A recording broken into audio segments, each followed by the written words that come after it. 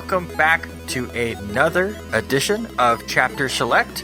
This is Chapter 3, where we conclude Ghost of Tsushima. With me, as always, is my co-host, Jens. Jens, how you been doing today? Oh, I've been doing just fine. It's always a pleasure talking to you about video games, Randy. Yeah, and we'll just go a little inside baseball here and say we're recording this a week early, just for the fact that, Jens had beaten this before we recorded the first episode. And I finished it this weekend, so we wanted it to at least get the recording done so we could have it, square in our minds. Yeah, and that'll give us a little catch-up time on our next game. Yes, which again is a slow burn game as well. So yeah, which is Judgment. If you want to get in on that, with us having an extra week, there might be a chance that we do that all in one episode. We'll kind of play that by ear, but we'll definitely see how far we get. Yeah, exactly. We'll let you know at the beginning of that episode where the spoilers will end. But this is Ghost of Tsushima, Acts 2 and 3. And lots of story to cover, huh? Two full acts. 2/3 of the game. And it doesn't feel that way, but we'll get to that. I want to just quickly talk on the added gameplay that we didn't really get to talk about in Act 1 because it went to spoil things. And, sure. And the main thing to me was the duels. I think it was the only collectible, really, that was added in the second half of the game. That I guess it was all in Act 2, right? It's all in the middle section. There's only 5 of them. Was it? Yeah. Of the ones that are collectible in the world. Mm-hmm. Yeah. But then, of course, there are 25 duels altogether. Yeah, I just remember the trophy being that way. And speaking of trophies real quick, I do have to say, I got really grumpy at collecting everything and then realizing I didn't have to. When I went back. Tried to get all the Mongol artifacts and the records? I got all of it and I went, oh wait, no, I didn't need all. I was so happy when I got 20 of each, because then I just said, I'm taking off the stupid traveler's jacket. I never need to have that thing vibrate in my face ever again. I was the opposite. I do appreciate that, though. Yeah. Oh, yeah. The only thing I did not collect all of was the banners, because by then I had realized I had been wasting my time. But the other thing that really made me mad was, like, the last haiku spot is story-based. Yeah. And I go to the last light tower, and it won't let me light it, because that was story-based. Right, I'm like, what am I? Yet. Come on. I wanted it to be, here's the credits, there's my platinum, and instead I screwed it up anyways by missing a side story that was hidden on some side road I never went to, but whatever. Yeah, they don't let you complete all the side stuff before the credits roll. Yeah, bastards. There's at least one or two things. Total bastards. Well, I appreciate, though, how gettable the trophies are, how easy the game makes it to get the collectibles and stuff. So you really can't miss anything if you put the time in. Yeah, there's, like you said, there's not a lot of extra work you have to do other than getting a few collectibles. But if you're into the game and really enjoying it, like it's all pretty straightforward. There's, I want to say, 2 trophies that I can think of off the top of my head that I had to look up. And that were the hidden altars. I didn't even realize that was a thing, which makes sense. There's giant signs everywhere of bow here. Here's how sad I am. I didn't even realize. You didn't know you could bow? I didn't even know you could bow. That was how sad I am with this. Well, I found that by accident as well. I did think that you needed to do something there, because I did start. They do conveniently put those little signs with the man bowing on them in locations that you are going to have to visit to do the main story. Mm-hmm. Like, they're always in places that you're visiting anyway, so you do start noticing that, like, that's something. That is something that I keep seeing. And again, you only have to get. They're pretty neat. Yeah, I think again you only have to get like 10 of them out of 12. Oh, I thought there was way more than that. At least the guide I was watching said there were supposed to be more, but.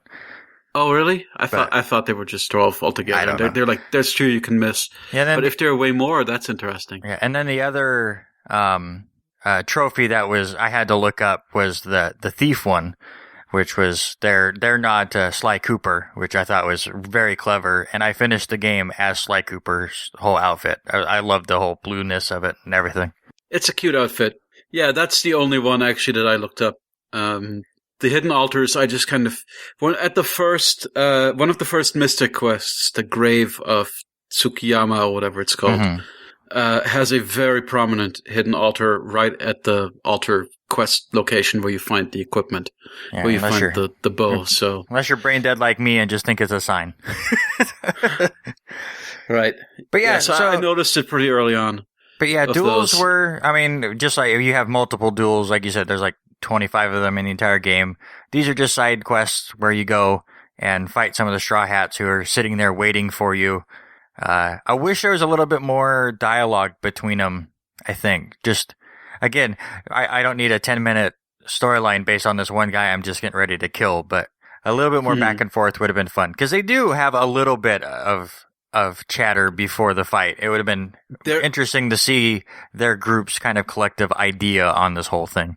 There's some chatter. There is, I think, kind of a good idea of how the dual participants feel about it. There's often, you get the sense that Jinn's heart really isn't in it. Jinn doesn't really want to fight. And sometimes the other guy is like really eager to finally kill Jinn. And sometimes they're just doing it because they promised Rizzo. Is that his name? Yeah, Rizzo. Rizzo, I promised Rizzo that I would fight you, so I'm going to fight you. And they're kind of resigned to their fate, and you're going through the motions. So it made me feel bad over the course of the second act, basically wiping out these Straw Hat pirates. I really didn't think they deserved it just because Rizzo is a traitor.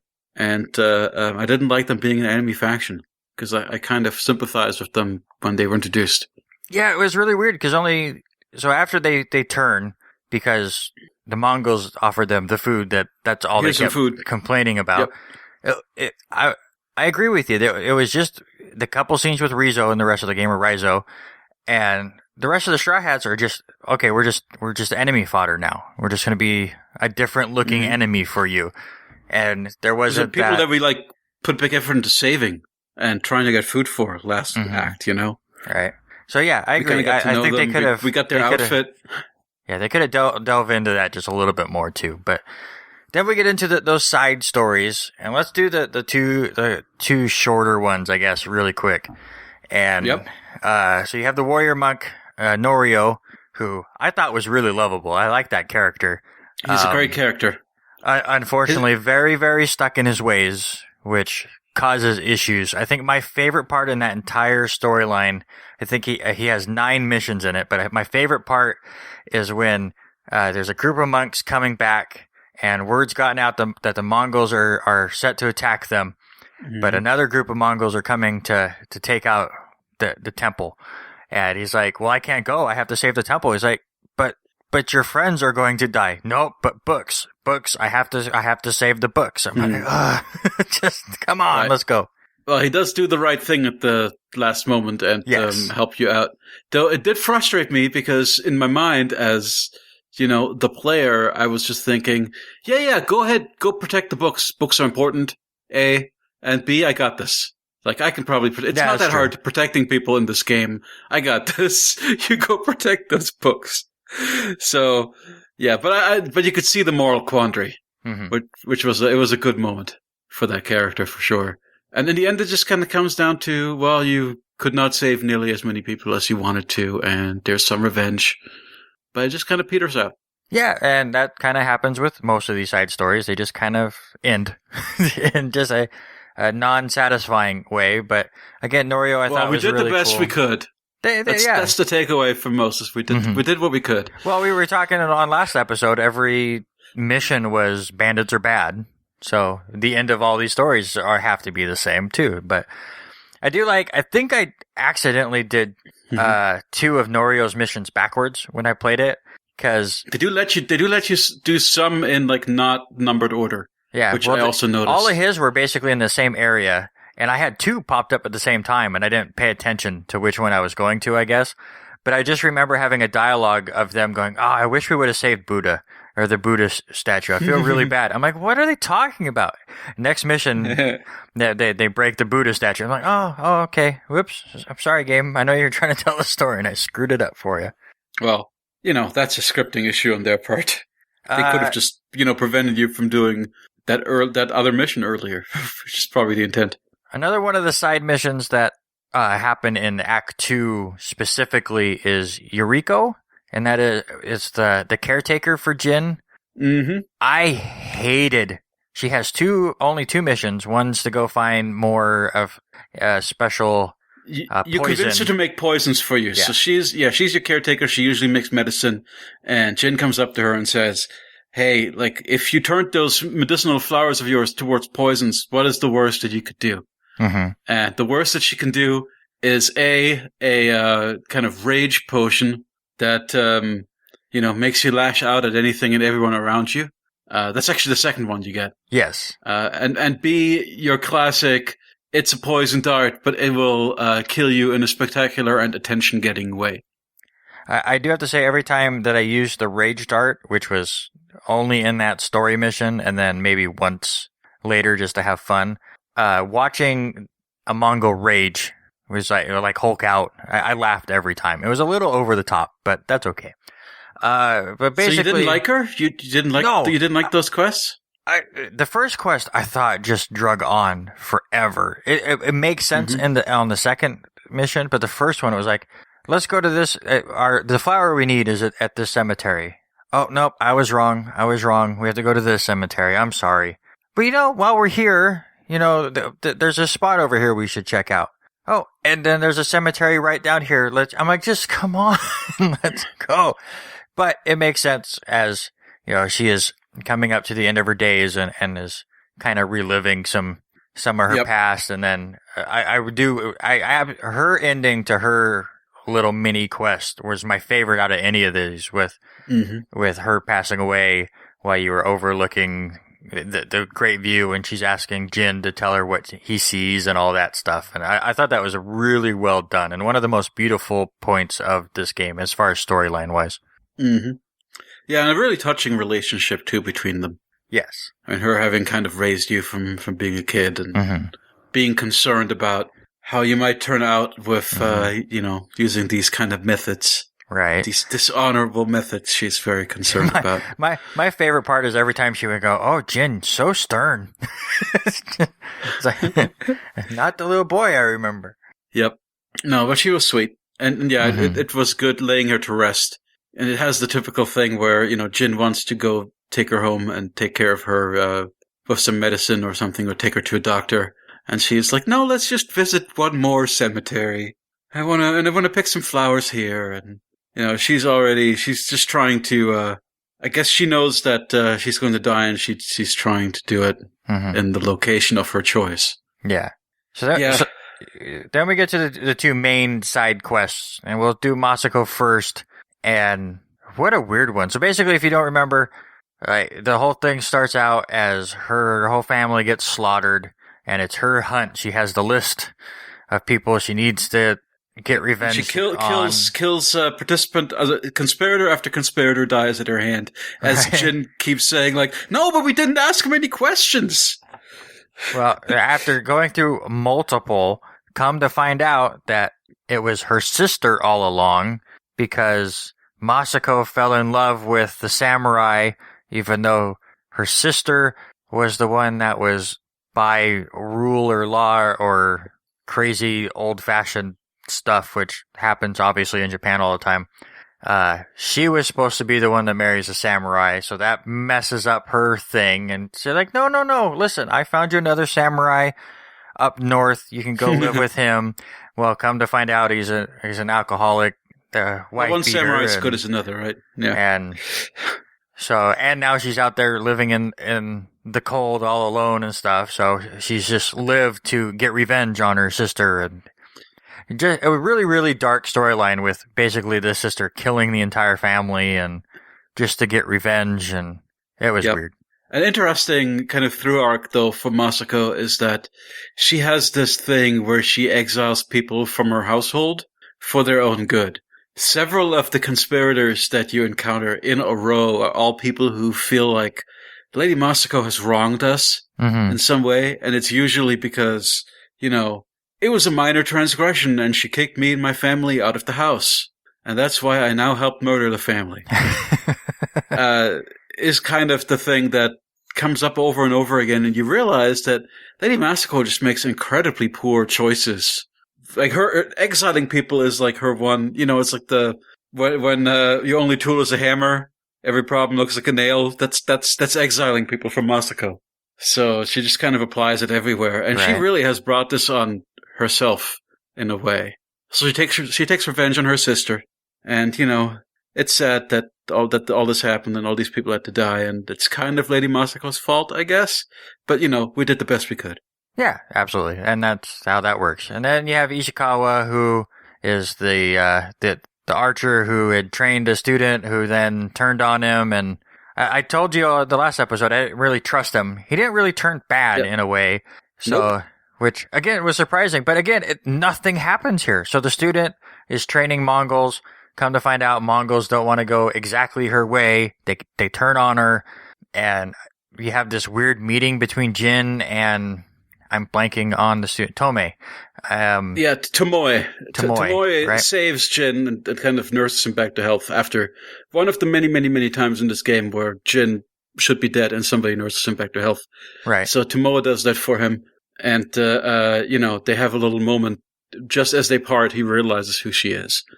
And then, he tries questioning Ishikawa again about like, hey, I talked to Tomoe and she doesn't seem so bad. Like, what happened between you? And Ishikawa doesn't want to talk about it. And I don't remind me, did we ever learn what was the falling out between Ishikawa and Tomoe? We did, at least from Ishikawa's point of view, and I'm blanking on it. I know. Wasn't Ishikawa's point of view just that, she got too big for her britches? Basically, he punishes her for something, I think, and pushes her over the edge, I think. I'm blanking on it. I just remember that Ishikawa was going to make Tomoe his daughter. Right, but it was something silly that was their falling out. Like, we've both now forgotten it of what caused this whole affair. But yeah, so Tomoe is betrayed by the Mongols, and then you decide to join up with her again and trust her again, at least for this final stretch of getting rid of everybody that she trained on the Mongol side. So she kind of becomes your ally again, and then at the end, you spare her. And, everybody's caused a lot of unnecessary death, but, we did our best. Yeah, and it was really weird. It's like, I don't trust her. I don't trust her. And then he fights, or Ishikawa doesn't trust her. And so they fight alongside this last mission, and all of a sudden she just disappears, and she's on a boat, but she had time to write, I'm sure she wrote the note before. And the note was just, hey, I forgive you. I'm moving on. Leave me alone. And Ishikawa just goes, right. It's over. Okay. That was a waste of 9 missions. Thanks. Bye. It's like, if she just would have wrote this one note, apparently everything would have been fine. Yeah, so those are both the quests that seemed like they were going in really interesting directions. Yeah, and then just kind of said, like, no, we're going a little bit more of a subdued, humanistic, I don't know what kind of route you'd say, naturalistic. Yeah. There are no big reveals or twists. Right. It's just kind of, they learn to forgive each other, which is, I will say is refreshing after The Last of Us Part 2. Yes. And I guess it mostly makes sense because they are story or side missions, so they couldn't have really one of these two turn on you in a side mission and then show up in a main mission later, or Jinn will they do have Lady Masako duel you. She does turn on you at one point because you're trying to stop her from murdering somebody. Mm-hmm. And she's like, no, but I really want to murder him. And Jinn says no. So then you get to have a little duel. And I think that's the only person that she ever spares, right? It's the one that you duel over. I believe so. Again, I just finished this a couple days ago and my brain has already lost it. I'm sorry that Fall Guys thing just came out on PlayStation Plus, which we'll show you when we're recording this. Server issues aside, that game has taken over my mind. Really? For how simple and goofy it is. Oh, Jens, we have to play this game. Just so you know. Okay, this is on Xbox, right? It's PlayStation 4 and Steam. But if you have PlayStation PS4 Plus, game. You get it for free. Oh, it's the PS Plus game. Of course, it's the PS Plus game. Yep. Okay, I need to get around to this. Mm-hmm. Sorry, I've been playing a whole bunch of little things while I've been on a not doing a giant open world game. Yeah, so break. we were gonna do this segment and we screwed it up. So those are the side missions. Jens, what have you been playing? Well, what about? Do you have anything to say about Yuna? Yuna gets 4 quests. Honestly, can't remember a single one. Yeah, they don't matter. Okay, yeah, I've been playing. I finished Code Vein for like the 4th time now. I got all the endings It's amazing how you can speedrun that game once you're a high enough level and you've mapped all the areas. Like the first time I ever played through that game, it was about 60 hours, and I think I ran through it in about 5 on Sunday. Goodness. Just to get the last ending. So, it's still the greatest. I played a little bit of Jedi Fallen Order. I booted that up briefly. God, it's on summer sale right now for like $25. I'm so tempted. Yep. That's why I grabbed it. So tempted. Mm-hmm. Yeah, so I was checking. I wasn't even thinking of booting it up, except my Xbox was taking a very long time to install Maneater. I was actually meaning to play Maneater. Okay. But Maneater was taking so long to patch that I thought, I'll just boot up Jedi Fallen Order for like an hour or two. And I played about an hour or two of it, and it seems good. The lightsaber combat is surprisingly similar to Ghost of Tsushima. Is it? All right. It has Maybe I should similar just buy kind of block. So I'm in that mode. Similar block parry kind of mechanics with perfect blocks and perfect parries and parrying blaster shots back at people and stuff. And the movement feels pretty good. It's definitely, everybody's joked about it being a slide simulator, Jedi Slide Simulator 2020 or whatever people have called it. It totally, even in just the first couple of hours, I've gone down like 3 giant areas where you're just sliding down the side of a starship or sliding down a ramp for like minutes at a time. So would you agree that it is Sonic meets Uncharted meets Dark Souls meets Star Wars? Yeah, I'm liking it. It definitely has the climbing is very Uncharted, which I don't know if I like in a Souls-like kind of game, but we'll see. I have to play more of it before I can really, a lot of the early areas are more confined, so I don't know how much it opens up in terms of, being more like a Metroidvania type thing. Right. So, but I'm liking it. Yeah, I might have to just bite the bullet and get it if it has the same kind of control schemes as Ghost, because I have started playing the game that we're going to do on our next podcast, Judgment, and I'm all sorts of messed up by the controls because I'm so used to clicking down on the left stick to run, and I go into third person every 10 seconds in that game. I can't get my brain to stop thinking that clicking on the left stick makes me run. So no. I really do not like that. Is actually one of my least favorite things about Tsushima is the button mapping of run on the left stick. It's so weird. The thing I do the most is like jump forward off my horse because I want to tap X to gallop. Mm-hmm. So I do that a lot. I've jumped off some cliffs doing that. But yeah, for me, it was basically getting through Ghost so we could do that. What is Fall Guys? So Fall Guys, it's Wipeout meets, what am I thinking of? Any, like, Fortnite, basically. So you start with up to 60 people, and you play mini games, and they rotate through. Sometimes they're single player, sometimes they're a race, sometimes you work as a team. And they'll have a set. So say you start with 60 players and the first one's a race, and it'll be a different kind of race each time. And it'll say the first 42 people to cross the finish line move on to the next episode. And then you just try to survive till you're the last man standing through all these different mini games. And like I said, there's racing stuff. Some of the team things are like some of your characters will have a tail, and you have to run around and try to grab the other team's tails. And whichever team has the least amount of tails on their team gets eliminated. Here's my question. How bullshit are these minigames? They're awesome. How Mario Party are these minigames? No, they're awesome. They're so good. Some of them I'm still trying to figure out the physics. No, because Mario Party ones are like seconds long. These are usually 2-3 minutes.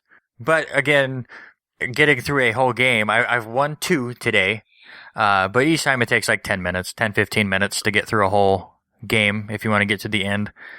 Some of them you might find as bullshit. There's like the falling floor game where once you touch a piece of the floor, it falls, and there's like 10 different levels. And then, so it really sucks if you're really good on the first level and then you fall and realize that everyone else has disintegrated the floors below you. So now you're falling 4 floors before you land on anything else. But no, it's so much fun. I'm really excited to play it with somebody. And BS through the whole time, but it's really, really good. And I'm hoping, because the whole thing that I've seen on their trophies and stuff is seasons. It's going to be like Rocket League and Fortnite and all these other kind of multiplayer games anymore. They'll change things up each season. So I'm hoping that every few months, like the mini games will really take a big change. And I think that would be really cool and keep the longevity of that game, because it is a blast in just short spurts. But yeah, other than Fall Guys and Ghosts and Starting Judgment, I haven't really been playing much. Like, even my sports games that I'll stick to, I haven't really gotten around to here this last week because I've been playing a lot of Ghosts. But I saw on PlayStation Now that they added Dead Cells, and that's one game that I've really wanted to try. So I'll most likely be able to talk about that on our next episode, because I'm going to play that. But cool, not a lot. So that might be a good. If you get sick of talking about Judgment, then we need to take a break from talking about Judgment. We can do this again. But yeah, should we get back to let's the get game back of the hour? Yeah, let's go back to that main story real quick, and there won't be much. So basically, into Act 1, you save your uncle. Yep. And then the Khan has taken over the uncle's home in all of this. So now we got to go save home, and we got to do that. So you're recruiting all these people to save home.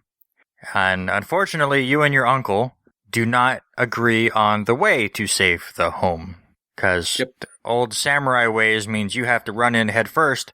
And well, unfortunately, I think we talked about this last time, the Khan has learned everything about the samurai and knows all of their ways and have set up perfect ways to counteract the samurai. And he's like, I'm not even afraid of the samurai. I know exactly how to deal with him. This ghost guy over here, now he's going to be a problem, because I don't know what he's going to do. And so once you get to that big battle and nothing's going right, Jinn's like, well, I have this poison. We could use this poison. And I don't think that goes very well. Outrageous. How could you suggest something so dishonorable? Well, unfortunately, after using the poison and killing off a lot of the Mongols, and the uncle's there to see the aftermath of it, you get arrested. Jens, you got arrested, sir, because you agreed with the poisoning. Jinn gets arrested, obviously gets saved, because they're not just going to let you sit in a jail cell forever. But I think this was a really interesting point in the game as far as the story goes, is so not only do you have that moral dilemma of did you do the right thing of killing off the Mongols with the poison, but the Mongols have now figured out this poison and are using it on everyone in the north. And so it's really that's something that you learn in Act 3. You learn this. Yeah, so that to me was where the game really took off, was like that was the moral dilemma. It's like, oh crap. I killed some Mongols, but now they have a new weapon. Well, yeah, that's where you deal with the actual... That's actually one of the nicer parts of the story, is that there are some ramifications to what you're doing. Where the poison was not... it was a big victory to basically just eliminate this fort and save Shimura's army. So the big conflict would really... At the end of Act 2, it all comes to a big head. The conflict between Jinn and his uncle, Lord Shimura... Shimura basically, the whole time while they've been waging their campaign through Act 2, they've been at each other's throats about how you can't take this turret sequence and turn it around on your enemy, because that would be dishonorable. You can't, scale this wall and come from behind, because that would be dishonorable. So the whole time, Lord Shimura is not looking kindly on your actions. And I think poisoning that entire fort is kind of the last straw for him. When he says, now I actually am forced to rescind. And just on the night that he was going to make Jinn his son, right? He had written to the Shogun. He had promised Jinn that one day he'd be his rightful heir, and it was just about to happen. And now he has to rescind it. And he also offers up Yuna as a possible sacrifice. Yes. So he says, Jinn, if you renounce your ways, we can stick this all on Yuna. Yuna can take the blame for the shogunate, which wouldn't even know about this if I hadn't snitched. And that'll be that. And that is, of course, outrageous to Jinn and dishonorable to Jinn, of how Lord Shimura could even suggest such a thing. So you kind of see that clash of philosophies where what Lord Shimura thinks is dishonorable are things like, I took one of the Mongols' turrets and I pointed at their fleet, which seems like a really great idea. Right. But dishonorable. But not dishonorable is, let's stick this innocent person with a crime so that we can get away with it. I just want to take a slight detour. So that mission where you poison the Mongol fleet, I think, is the place where I got game over the most in this game. Yep. Did you have issues with that one? Yes. So I certainly had quite a few game overs during the insta-fail stealth missions. Yes. But that one especially felt so brutal because I'd find a nice spot and I did terrible at using the wind chimes. That was just one item I had in my arsenal that I just would never think of. And I don't even think that was that powerful. Like, there would be 3 guys standing there, you'd throw a wind chime, and one of them would take notice. And I'm like, oh, cool. I generally don't do attract style stuff in stealth games unless they force me to. Mm-hmm. Like, I never threw a lot of bottles or bricks in Last of Us either. Except for situations where it was absolutely necessary. The funny thing is, in the second one, or in part 2 of Last of Us, I mostly used bottles and bricks to throw at the people, just to stun them. That was my way of using those items. But yeah, for some reason, like I would get one with an arrow, and I'd be all right, and then you'd get another, and all of a sudden, just everyone was on you, and I'm like, There is an amazing charm that you can get that will make wind chimes poisonous. Oh, there you go. It will infuse them with poison, and the dude will go and pick it up and just die on the spot. It's pretty rad. So that actually, there is a charm that you get. Unfortunately, it's pretty late in the game. Yeah. But it makes those things really useful all of a sudden. And I wish I'd had them for those. Right. It's one of those perfect ones that you get when it doesn't matter anymore. Exactly. So basically, like I said, Act 2 was just a bunch of building up to face Khan again, which of course Khan escapes after the poisoning and goes to another fort up north. He's like Bowser in Mario. It goes with, you go into Act 3 being disgraced. Yes. So you're stripped of your rank and you go up into the north to be anonymous for a while and let things blow over. And you can't return to, Is this a open world trait where you always have, like, the last act has to be in winter? Or we have to go up north so we can show off our snow effects. Oh, I don't know what other games of this kind do it. I feel like that's a thing. Like, the moment they went up north, I'm like, okay, that's cool. And then there was snow. I'm like, really? Come on. I mean, I know it's north, but it's like, it's not that big of an island. It is a tiny island. It is crazy that the presumption is that it's snowing everywhere, that the climate, that we've moved forward in time, which I think is one reason why they don't let you go back, why they limit your movement initially, is to maintain this idea that really it's winter everywhere, but we don't have winter graphics for these other areas, so you just can't go back there right now. And if I remember right, actually, like, part of the second area has snow when you go back, at least at first. Okay, yeah. So I think, at least I remember that, but my brain could just be mixing things together. So basically, Act 3 is, it's like, well, I've been disgraced. We're not going to have my uncle with me, but we still got to get Khan. Khan is getting ready to take not only over the island, but now he has this poison, which he's going to use against the mainland. It's my fault, and I have to stop it. Not a lot here for most of Act 3 to that last mission, really. Yeah.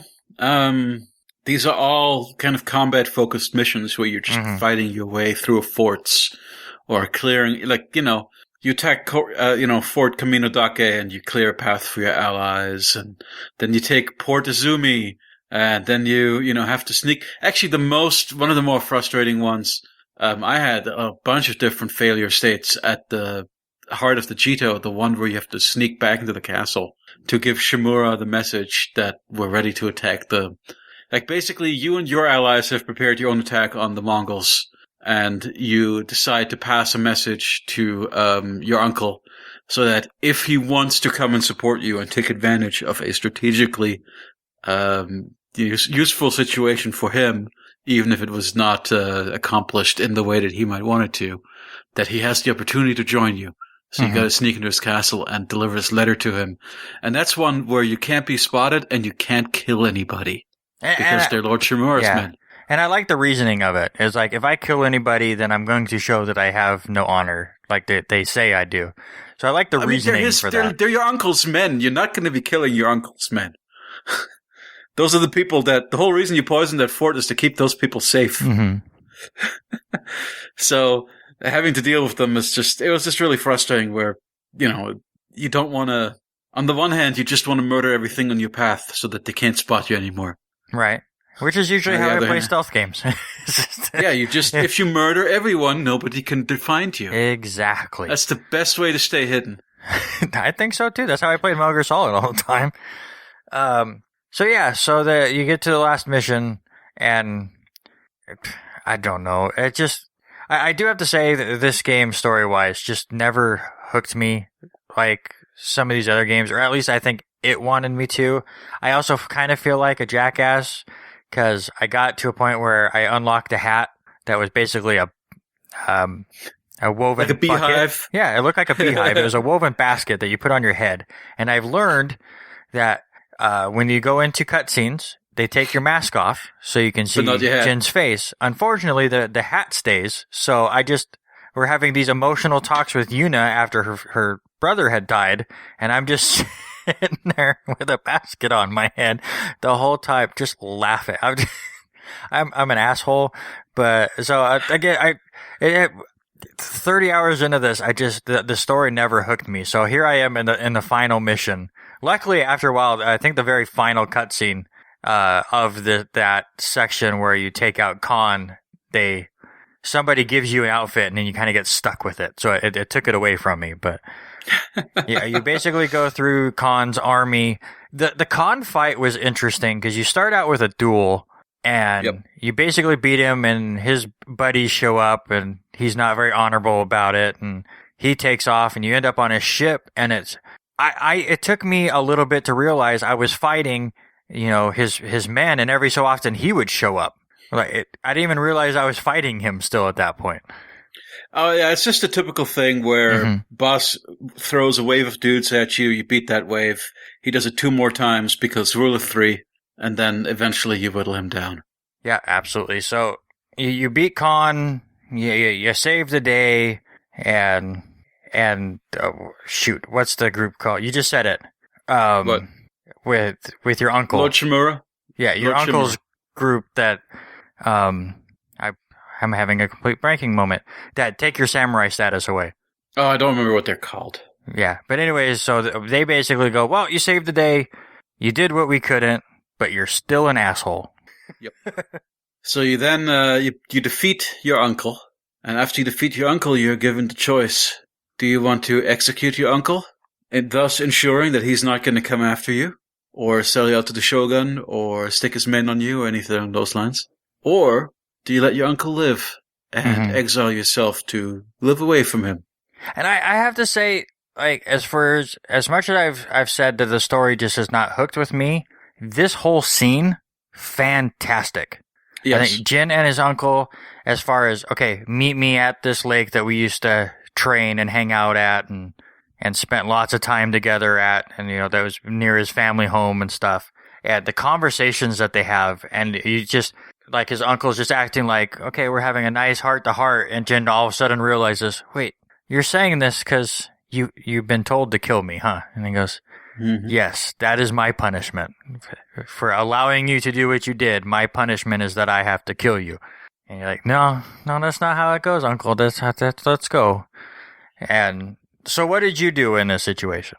And what were your reasonings? Well, firstly, I agree with you that it works really well. It is the one thing in the game that genuinely feels earned, because the whole game has been building up to it. And, one of the first things you did in that game was have sword training with your uncle in this very spot.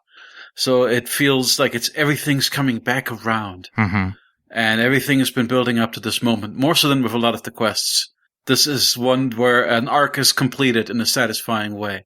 And I felt the way that I played Jin throughout the game and the way I thought about Jin throughout the game, I did not think of him as a dishonorable man. I did not think that any of the things he was doing were unreasonable or were something that I would not myself do if I were in a situation. So I absolutely could not kill the uncle. Even though it might have been better for Jin in the long term for that uncle to be dead. I just do not see him as that kind of character. I don't see him as Lord Shimura, he may have his philosophy may be misguided. He may have made some very bad decisions. Everybody in this game has made bad decisions, and Jinn has forgiven them. Jinn forgave Lady Masako and forgave Ishikawa for making some very bad decisions. So all that Shimura really has done is to disagree with you about the nature of honor. And I really don't think Jinn would have killed him for that. So I absolutely let him live. And see, I did the exact opposite, but kind of for the same reasons. So I did kill the uncle, but it was more out of the way I looked at it was for one of two reasons. One was I really felt like this is what he wants. You know, he is stuck in his ways. He's very stuck in the way of the samurai, and everything has to be done this certain way, and that is how he wants to go out. So I felt like it was a bit of an honor to the uncle to let him go out, you know, from the sword, and that's the way a samurai goes out, according to the uncle. And the other reason why I did it, I think, is if Jinn just walks away, the uncle goes back to that group whose name I'm still blanking on. So professional. He's going to go back, and he is going to have failed his mission, right? Well, I'm sure he's going to get punished like Jinn did, if not worse. So I was like, if he's going to get punished or killed for failing to take out the ghost, because there's a good chance that they're like, oh, you didn't kill your nephew because you're soft and we can't have that. I don't know. They might understand that the ghost is not easy to kill. But this is the way it looks at how I looked at this with the whole samurai thing, and I don't know if this was exactly their point, but it reminds me of a lot of. I don't want to get super controversial with this because I want this to be a fun-going podcast, but the most religious people in the world, to me, are the most dangerous at times because they're so one-sided. Because they'll put ideology over human life. Yes, absolutely, and that's how I perceive the samurai in this game. It's we follow this code, and if you break it, then I don't care if you're blood, you're gone, kind of stuff. And you see that a lot with religion, where I read this in this book, so it has to be exactly like this, or it's no good. And if you don't follow this to the letter, even though you could see, though, how you might see some of the side stories in this game as a cautionary tale against it. Yes. Because Lady Masako, right? Every decision that Lady Masako was 100% convinced was the right decision, caused somebody who hated her enough to conspire to murder her family for it. Mm-hmm. And it was just because of the code she was following. Yeah, her decisions were based on what she thought were the societally correct decisions. And as a result, she pissed off enough people that they all joined up and decided to take her out. So, again, for that reason and that code, I think is the reason why I will be honest. I sat at that for a good minute trying to decide what I wanted to do. Again, for somebody that really wasn't into the story for most of this game, that whole last cutscene really pulled me in, and it made that decision really hard. I'm the guy that on the haikus went to whatever the closest was one, and it just moved on. So I really took this serious, and then went and watched a YouTube clip of what happens on if you chose the other way. But well, you've seen the bad ending. I want to know what happens. You kill him. I mean, it's not much. It's but he does it in such a beautiful way, I think, and I feel like I chose. Well, I'll explain that. Killing. Well, no. So, and it goes the way I pictured it anyway. So basically, on the correct ending, sir, Jinn gets down on his knees and basically, I forget if he forgives him or says he loves him or something of that tone, and then takes the knife out and ends his life. And does it again? If you're going to kill someone, he did it in a very beautiful way. And again, to me, that's how I saw that whole thing. Was you are giving your uncle that honor? To me, you're doing you're doing your uncle's code of honor. Yes, but Jinn to me is all about his own code of honor, and Jinn is not going to kill a loved one over an ideal that he has rejected already. In my mind.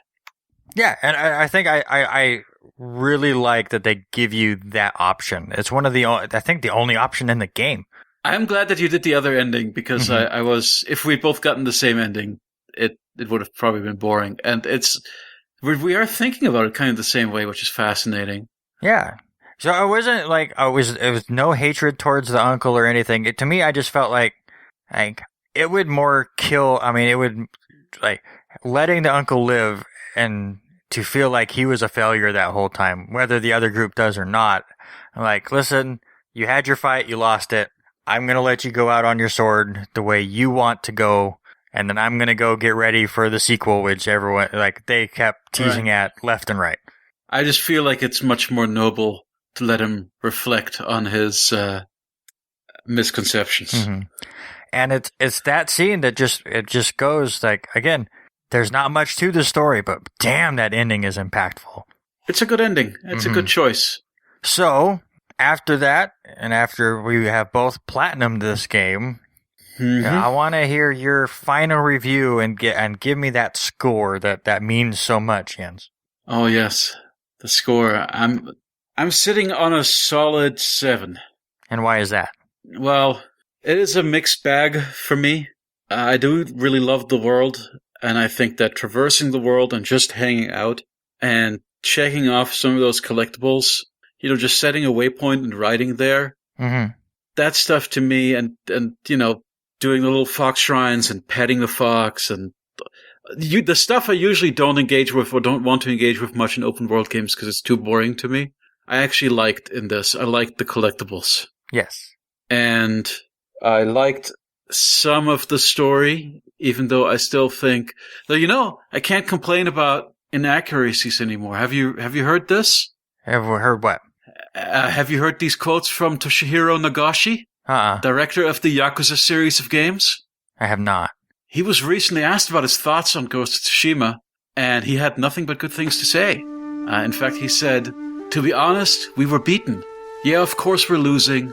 Honestly, I think that's a game that should be made in Japan.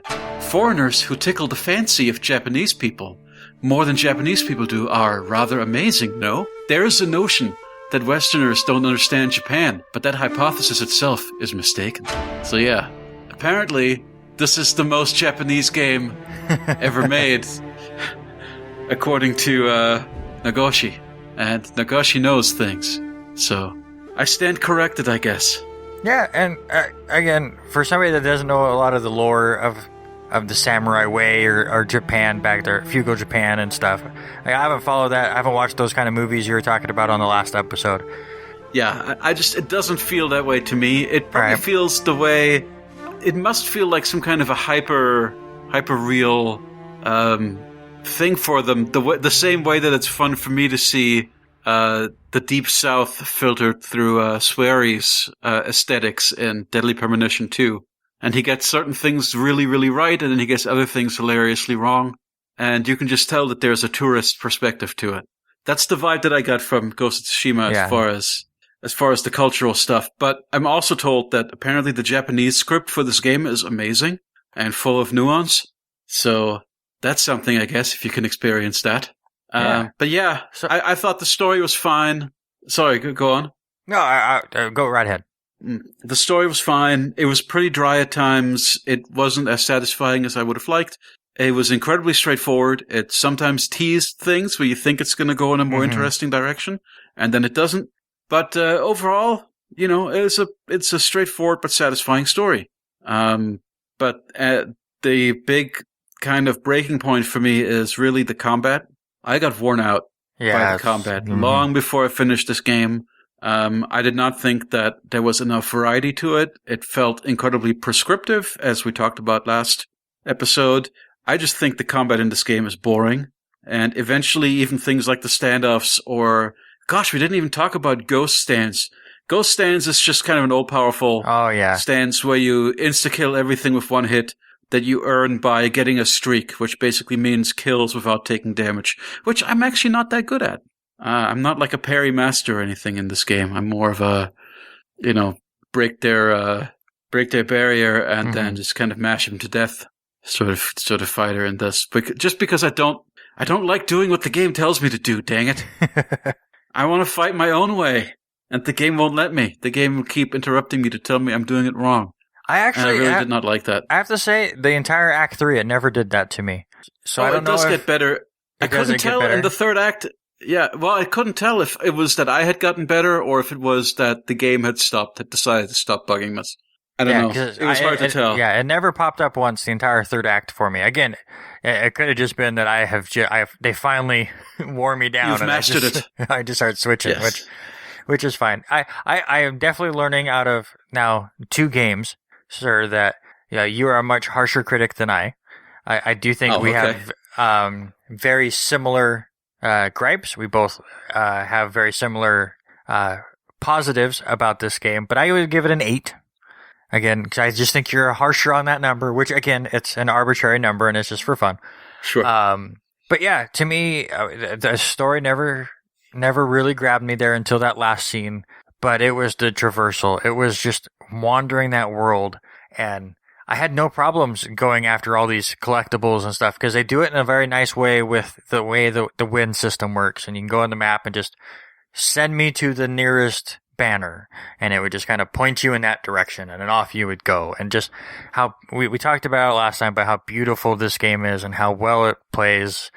I think that they got, other than the combat, they got the gameplay right, and they got the combat right. I'm not going to say that it was bad, but there was too much of it for how similar everything is, from the duels to the standoffs to the combat. It's all the same. And you do it so much for so long that after a while, I'm with you. You get kind of burnt out with it. And the forts are very samey. Yes, you are doing the same tasks over and over, and then the main story missions are just kind of gussied up versions of the forts. I don't want to say that they padded this game, but I think it could have been smaller. I know that once you have the world be as big or that island be as big as it was, you can't just have completely blank, open, empty spaces, but you could have just shrunk that world a little bit. There were almost 50 forts that you go through? Mm-hmm. 45 to 50, I would say. And that's just too much when they're all the same. Again, you don't really have to go through all of them, but we both did because we wanted to platinum. You don't have to platinum the game. Right. Yeah. And actually, it was funny, if you go on howlongtobeat.com, because we were doing that when we were trying to set up a preliminary schedule for the rest of the year. I mean, it's going to change when different games come out, and we'll have different feels for something. But we were going through How Long to Beat just to kind of see how long a game would take us to complete it, and if it would work in our 2-week parameters and stuff. And I actually looked at Ghost of Tsushima on there, and it said to complete the game, it was like 45 hours or whatever to 100% it. But just to beat the main story, it was like 18. It's just like, that's way more manageable. And I guess I shouldn't have been so enamored with the world and just beelined it through. And it wouldn't have felt like it took forever and it became too samey, I guess, if you beeline through it and beat it in 18 hours. What do you think? Yeah, I suppose, but I just don't think that would feel very satisfying either. And you wouldn't get a lot of the items that make the game fun. I think really some of the best charms you get as a result of doing all the shrines. Like one of the best ones is the one you get from doing all the Inari shrines, all the fox shrines. So you kind of want to do all that stuff to get that equipment and to upgrade your. Yes. You definitely need to farm resources some way. Because you got to upgrade your sword if you want to be effective in the later parts of the game. Yeah, and I will say that those side missions and the extra forts and stuff, they, like you said, they do give you Apple reward for doing the work. It's not just you're getting, some of them you're going to get a couple color swaps or whatever, but a lot of times you get charms that, a lot of them are really effective, and I'm sure there's some crazy combinations out there that just OP the game that I just didn't figure out, but that there is enough out there to incentivize somebody to do it. We did, but true. See, my rule generally with a game with trophy or achievement hunting is that I will get any trophies or achievements that are gettable within a reasonable kind of time span. Mm-hmm. Like a reasonable amount of time and effort. If I can get it, I will do it. I will say that, just a complete side note, I'm the same way. Sometimes I'll go a little out of my way to get trophies. Just Me and a buddy Robert Taylor had this conversation just the other day, and he goes, "So you love trophies, huh?" It's like, I'm not like crazy trophy hunter. I have 30 platinums. I don't have hundreds like some of these crazy people out there. But to me, like the trophies or achievements on Xbox and stuff, they just add extra gameplay, extra time to a game. Different. Some games are really good at coming up with playing a game in a way that you didn't think of, or to just focus you on some stuff. So I'll go out of my way sometimes. I will say that I absolutely love Fall Guys. I'm not platinuming that game. I don't see that ever happening. They have some wild ones. That's my fear with starting games like that is that I don't like unfinished games on my trophy list either. So anything that's like, here's a PS Plus game that's kind of a multiplayer thing, and you're only going to get a fraction of the trophies, and you're only going to play it for an hour and then put it away forever. Well, I think this is going to be like a Rocket League for me, where like I might put it down for 2-3 months, but then all of a sudden I'm going to get that itch, and I'm going to want to play it a bunch. And Rocket League was a neat thing, but not a thing that I would play. Yeah. And I get it. My thing is, I like single player games that I can finish and then move on to the next thing. Yeah.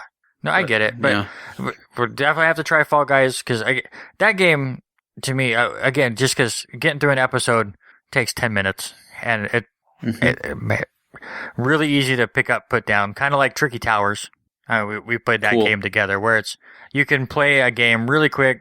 Me and Mark got together a couple months ago and played for an hour, I want to say. It was just super simple, nothing too over the top, doesn't take up a lot of your time, but we got a lot of games in and had fun. I think that's how I see Fall Guys. But some of their trophies on there was like win 5 episodes in a row. Oh God, that one's going to be tough. A lot of them would be playing it over and over after a while to accumulate some of the things that they want you to do, but that game's fun. Last words on Ghost, though, since this is the Ghost episode. Yeah, I agree. It's really beautiful. That's kind of the one thing I didn't say as part of the wrap-up, but I've talked about how beautiful the game is a lot last time. But yeah, that's probably its best feature, is the visuals. It's incredibly impressive, and I like looking at it. That's my favorite thing about it, is looking at it. Last question on this game. Do you think there will be a sequel, and should there be one? Well, it seems like it's successful. Yes. It seems to be doing well. It seems to be fairly popular.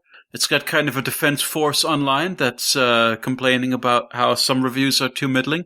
So they'll probably complain about this if they ever hear it, which they won't. Right. And yeah, I think it's successful enough where they could easily make a second one. Just like they made made more. Sucker Punch likes to set up franchises. I'm sure they thought about it. Mm-hmm. I've got a question for you. Yes. Early on in development, this game was not going to be a samurai game. This game was originally a Three Musketeers game. Oh. Now, my question to you is, would you like that setting? Like, do you like that we got a samurai game, or would you have preferred a Three Musketeers?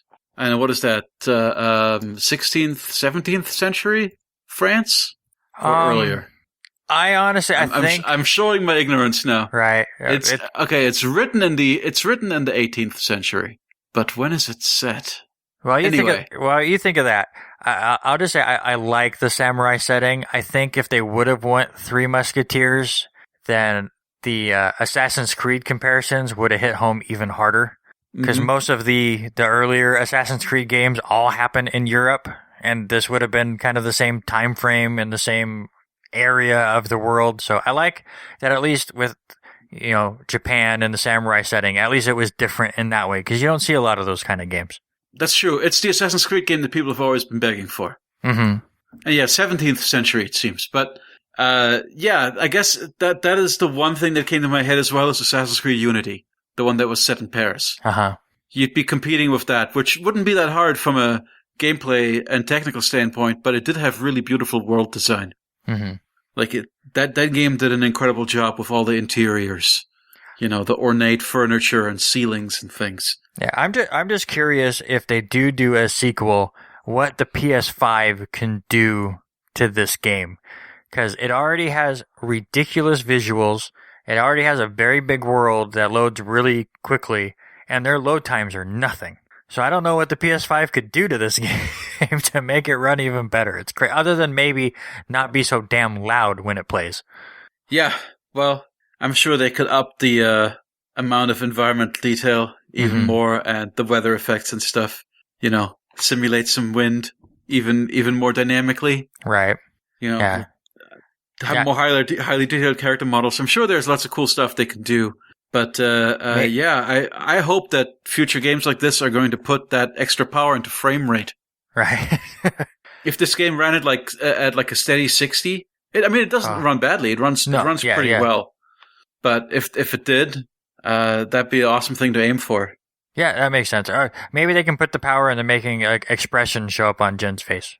I only say that because half of the game, in my game, he had a bucket on his head, and I didn't know if he had the expressions or not. I just remember people saying that in reviews. Well, he's meant to be stoic. Yeah. I do like Nagoshi, actually, as part of his comment about the game, had another comment, which is that he liked that the protagonist was not too handsome, that it was just kind of a middle-aged dude. Right. So that's I think he admired that they didn't put some twink as the protagonist of this game. Which you'd probably do if you were making a Japanese, like something that was more anime. Yes. So yeah, I definitely will agree with him there. So there it is. There is our 2-part review on Ghost of Tsushima. Jens, tell the people where they can find you. Well, they can find me at Aperture Silence, and they can find us at @chapter_select. Yeah, I'm still mad. How about you, Randy? I'm still mad that there's a group out there that has a podcast that decided they were going to do a chapter select apparently last year, and I can't find anything they did with it, but damn it if they don't have the Twitter. They've got about 10 tweets and they're squatting on the Twitter account. Bastards. If only somebody who came up with this podcast name had checked Twitter account availability. I honestly did not care about Twitter. I checked YouTube and I checked my podcast stuff. Those were the two I looked at, because those were the two it was going to show up. As somebody that tweets very little myself, I just didn't think about it. But if you want to add me on Twitter, I am at Randy Isbell. I'm getting better about tweeting a little bit more. You can find us on all of the W2Mnet podcast areas, YouTube channel, their website, w2mnet.com.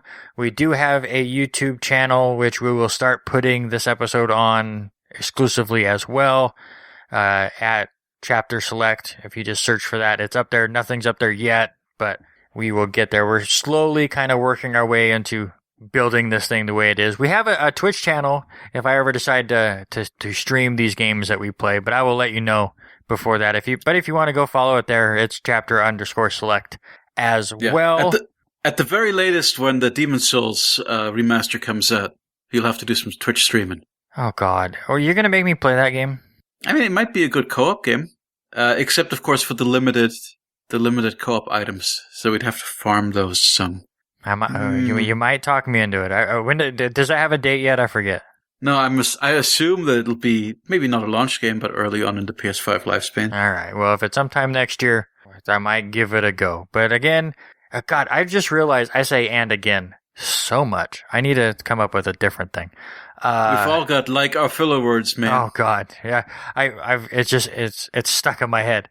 Next episode, in 2 weeks' time, we will be talking about another Japanese-based game, Judgment, which was Yen's suggestion as a intro into the Yakuza universe. And I do have to say, out of playing it for maybe an hour the other day and just kind of checking it out a little bit, that I'm not lost yet as far as the universe goes.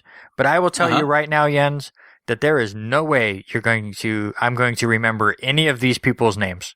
And I don't mean that to be like racist or anything with like their Japanese names. It's just they say it. It's like literally so far. Maybe it'll happen later, but they say their name one time. Their screen pops up with their full name for some reason, and then their name never gets mentioned again so far. I'm like, I don't know who you are yet, please. And I wish. The only thing that I've wished so far is I always play with subtitles, but I wish the subtitles would put the character's name above it, Because that's how I start. That's how I'm going to learn people's names. Is if you throw it in my face enough, it'll stick. And Yakuza so far is like it's like Goro, and that's it. That's all you get. We're not going to say his name again anymore. Have you checked out the English dub? That's what I play with right now. Okay, so you're playing English dub with subtitles. Yes. Gotcha. Mm-hmm. How are you liking it? I mean, the dub, that is. Yeah, it's good. I mean, voice acting is really good. And again, I'm early on into chapter 1. Like, I got through the prologue, and I'm just obviously baby spoilers, but I'm just starting the first murder investigation. Mm-hmm. So I'm super early into this thing, but the world looks ridiculous once I finally get able to go explore it. But yeah, haven't played much of it yet. Yeah, it's the kind of open world that I like, actually, which is a not huge space. It's really just kind of one big city block, but just filled to the brim with detail. Yeah, every little corner is modeled out beautifully. But it's a small area. From the map, what the map looks like, it almost everything you can go into, which is impressive. Because again, most open worlds are huge, but you can't go in any of the houses. So it'll be a lot interesting. Of beautiful store interiors. Yeah, so you'll see. I'm excited to check that out. That again will be our. I said again. If we ever have merchandise, again will be a T-shirt. Yes, or we could just get merchandise for the old 3DS adventure game again and use that. We got to do that on the show now. We got to play that game. I don't know what it is, but we're gonna do it. You would like it. It's a detective game about reliving the same events over and over until you can figure out what happened. Oh, there you go. That makes sense. And that would work well with this kind of a show. So that will do it for this episode. In 2 weeks' time, we will be back with Judgment. To be determined if it will be the full review or just partially. I guarantee you it will not be the full review. Well, we'll see. We bought ourselves an extra week. We're recording this a week early. So, but we will see. Right. With everything going on. What you're saying is I can't play any more Jedi. No. I don't want you to go full time on this game, but we'll just see how we go with the extra week. And I know that I go to start college at the end of the month, so this will be my last time where I can just really dive deep into a game. So I probably will do that. So we'll see. We'll see how we go. I mean, you definitely crushed me in timing for Ghost. So yeah, but I was an insane person and cannot replicate that. And that's okay. I lost so much sleep that beating that game in a week on top of a 40-hour work week actually just completely wreaked havoc on my sleep. I wonder how my life's going to be when I can work again. It's been nearly 5 months since the government said I can't work. Jesus Christ. Yep, I've lost my mind. So that'll do it for Jens. I'm Randy. If you've made it this far, thank you so much. Tell your friends about this podcast. Play these games along with us and tweet at us what you think about it. And if you agree or disagree with us, that's the whole point of this podcast. It's a book club for video games. We just sit back, chill. I think Jens and I both just love video games. I think neither of us really want to rag on anything. I think we both want to look at the positive of these things. So if you just want to have a fun time and a fun discussion, join us here at Chapter Select. We'll be back with Chapter 4 in 2 weeks' time. Everyone have a great night.